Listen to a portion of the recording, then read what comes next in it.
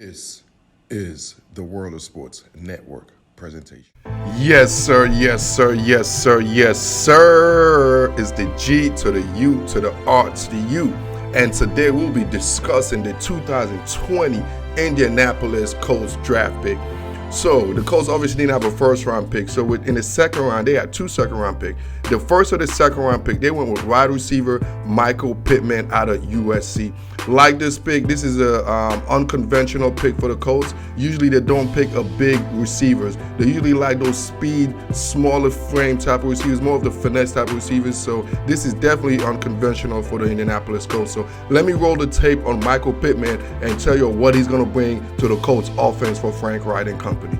So the Indianapolis Colts, with their first of their second round pick, they drafted wide receiver from USC, Michael Pittman. Man, I actually love this pick for the Colts, yes, because it seemed like historically, every time I watch the Colts play, they like getting those little small, slinky type receivers, more of those fast type of receivers, man, from the Reggie Waynes, man, to the T.Y. Hilton, to the Marvin Harrison. It's like historically, the Colts receivers have always been traditionally, between 5'9" to 5'11" type guy, maybe a 6 foot type guys. But now they went out of the tradition. They went with Michael Pittman, a 6'2", 6'3" guys from USC, man. This dude is a hard-nosed red zone threat. The Colts are going to have something they never had since basically they had Eric Ebron, a big red zone guy that could just big body guy that could body defenders, man. Like Michael Pittman's going to bring a different thing to Indianapolis that they haven't seen before. A guy with a catch radius they have never seen. He don't have the route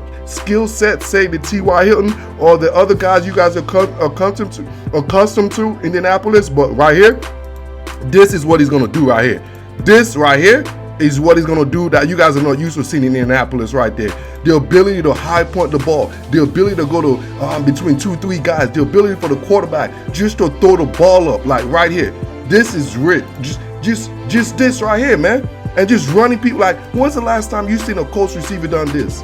Like, when's the last time? Let's be real, man.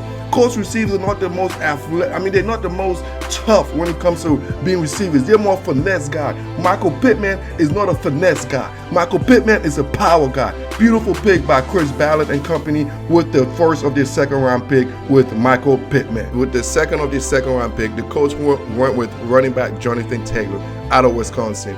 I honestly think JT23 is the best running back in this class, and I don't even think it was close. I think you put him behind the best rush offensive line in football. I expect Jonathan Taylor to have a splendid rookie season, even though if he's going to be sharing back with Marlon Mack, but I expect him to be a devastating running back. Let me show you a couple of highlights from Jonathan Taylor from Wisconsin. Yo. With the second of the second round pick, the Colts, Chris Ballard and company, man, Frank Reich went with running back Jonathan Taylor. Bro, Jonathan Taylor is the best running back in this draft. I don't even think it's close. Jonathan Taylor is the perfect running back, running behind the best offensive line in football, running behind the best rush offensive line in football is the Indianapolis offensive line. Now you have the best running back who has the best vision, has the best toughness. Dude, this dude went to Wisconsin, bro. My man was a Wisconsin running back, so you already know what it is, man. When it comes to toughness, when it comes to that character building, you know what you're getting, man. He fits the Indianapolis Colts. He fits the Chris Ballard and Frank Reich. When you see the vision, this dude does it all. Got great hands, great vision, explosive, runs a 4.4. And let me take that back. I'm selling you short. He ran a 4.39. My bad, JT. My bad, baby. This dude is going to be bringing sexy back. I ain't playing around, man. Jonathan Taylor, JT23, going to be bringing sexy back. That running back position, nobody wants to pay. Jonathan Taylor is going to bring it back. JT, great pickup by Chris Ballard, man. My man JT23 is going to be scoring a lot of TD in Naptown. You all remember that. JT23 scoring TDs in Naptown. The Colts went and picked safety Julian Blackmon from Utah with the third pick in the third round. I love this kid, smart IQ guy, even though he got injured in his last game of the season. So I can't wait to see this guy. He kind of reminds me of that Warren Thornhill type of caliber guy, man. Great guy, knows the game, knows the right recognition, and just always at the right place at the right time, man. So let me show you all a couple of highlights on my guy, Julian Blackmon. All right, man. I love this pick also for the Indianapolis Colts. Safety from Utah, Julian Blackmon. Yes, Julian, I know he was a third-round pick. So this dude, he got injured in the last game of the season. So I was hoping for it because this dude really got first round to second round talent, man. I think the injury is what really got him down. This dude is a beautiful safety. This dude has cornerback skills. He has coverage ability, man. Look at this dude right here. He's a hard-nosed. Look at my man Julian Blackmon. Dude, Utah's secondary was out of this world this year, man. And my man number 20, my man Blackmon right here, look at him. Look at my man Blackmon. He put his nose there, hard-nosed kid, man, number 23. You know, he plays a lot of repetition at this position, man. And he's just a high IQ guy, high motor guy, a lot of repetition at that position. So I like that. I love that pick, actually, for the Indianapolis Colts, man. A nice guy for the safety, for the secondary. Just another leader guy. This guy makes plays in the secondary. He's going to be, it seems like the Colts need playmaker in the secondary.